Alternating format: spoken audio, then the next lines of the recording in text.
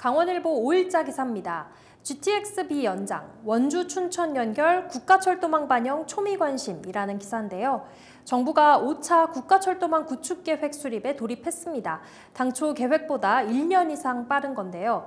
강원도는 GTX-B 춘천 연장과 원주에서 춘천, 철원, 내륙종단 철도 등 굵직한 사업의 반영을 노리고 있습니다. 자세한 내용 보시겠습니다.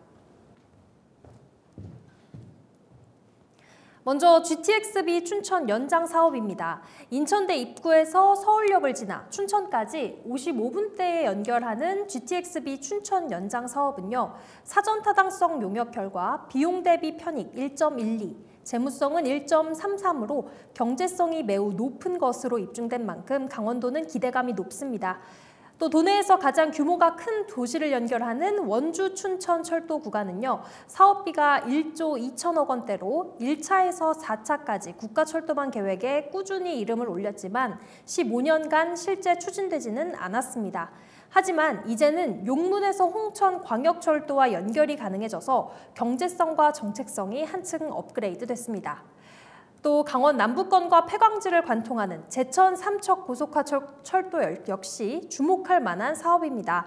강원도는 이 철도가 구축되면요. 생산 유발 효과가 7조 원대에 달할 것으로 보고 있고 노선을 신설하지 않고 현재의 노선을 개량을 통해서도 고속화가 가능해 낮은 경제성도 만회할 수 있다고 보고 있습니다. 과연 이번 5차 국가철도망 계획에 어떤 사업이 반영될지 지켜봐야 할 것 같습니다. 강원 도민일보 5일자 기사입니다. 도내 다문화 학생 10년 새 88% 증가. 번역기 쓰는 교실도 이라는 기사인데요. 최근 10년 동안 강원도 내 다문화 학생이 2배 가까이 늘면서 학교 현장에서는 이들을 지원할 수 있는 제도적 뒷받침이 마련돼야 한다는 지적이 나오고 있습니다. 내용 한번 보실까요? 지난 2013년 대비 도내 다문화 학생은 87.8% 증가했습니다. 같은 기간 도내 전체 초중고 학생 수는 24.8% 감소했는데요. 이렇게 전체 학생은 줄어든 반면 다문화 학생은 증가하면서 도내 전체 학생 중 다문화 학생의 비중은 지난해 3.4%로 이는 지난해 전국 평균보다도 높은 수치입니다. 하지만 강원도 내 학교 현장에선 학생 지도에 어려움을 호소하는 경우가 늘고 있습니다. 특히 한국어 능력이 떨어지는 친구들은 수업과 생활지도 등에서 학생과 교사 서로가 불편한 상황이 발생하고 있는 건데요.